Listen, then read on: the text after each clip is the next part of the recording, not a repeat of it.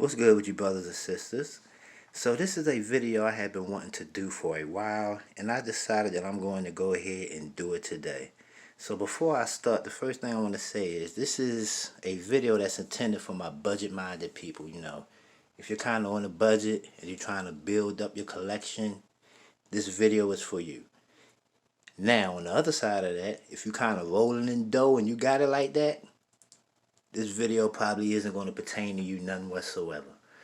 So with that being said, what I want to introduce my budget-minded people is to something that I did 2 times and it worked out excellent.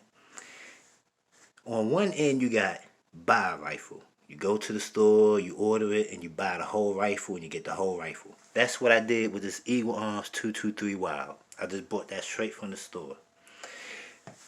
You got another option which is called building, where you can build your rifle. You buy your parts, you put it together.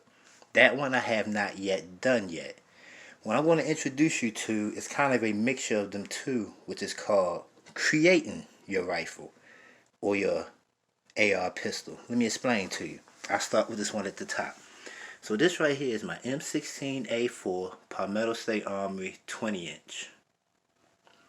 What I did with this rifle was this is a whole rifle. I purchased this upper, which is a rifle upper, and then I ran it on here for about 2 weeks. After 2 weeks, I got my lower, and I just slapped this on top of that lower.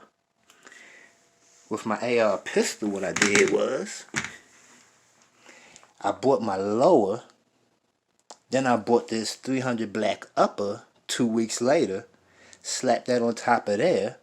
Now because ammo is so scarce, I took the 300 black upper off. Now I'm running the 5.56 upper.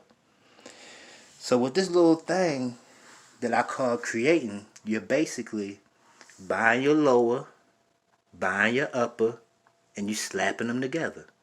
Or you can buy your upper, buy your lower, slap it together. Whichever way you want to do it. But at the end of the day, you're buying your rifle in 2 sections. So 1 week you could buy your lower, then 2 weeks later you turn around, you buy your upper, you slap them together, and they will run. I got so many videos floating around in the group of this one and that one doing damn good at 50 yards and doing damn good at 200 yards. So if you do choose to create your rifle, you don't have to worry. They are going to run, okay? I did it with this one and I did it with that one. You buy your lower, you get your upper, you slap that on top of it. You get your lower, you buy your upper, you slap it on top of it. So for my budget-minded people, if you're trying to build up your collection, that is a damn good way to do it. Buy your lower, buy your upper, you slap them together. So that's the first thing right there. Another thing is for my budget-minded people. What I think is a good setup and a good way to do it, if you're not in a position where you can have a lot of different firearms, what's advisable is you have a firearm for each specific purpose that you may need to run. Because if you actually look at my setup as a whole, you could basically see that each one of my firearms is mission specific. Whatever the mission calls for is mission specific. Let me explain to you what I mean. So I got the M16A4 clone 20-inch with a 1-to-8 strike eagle on it. This is my muzzle to 200 yards. If I have a target that I may need to engage out to 200 yards or further, I'm going with this. With my Eagle Arms 223 Wild that I painted woodland green, this right here is my intermediate. This right here is my intermediate rifle. And also, since I'm in the Tennessee area, this is my woodland firearm. Because if you don't know, a black rifle in green woods stand out a lot. That's why people paint that rifle. Because I remember somebody in the group said, why do you paint your rifle? That's why you paint your rifle. If you take a black rifle in the green woods thinking you won't stand out, you're going to have a bad day.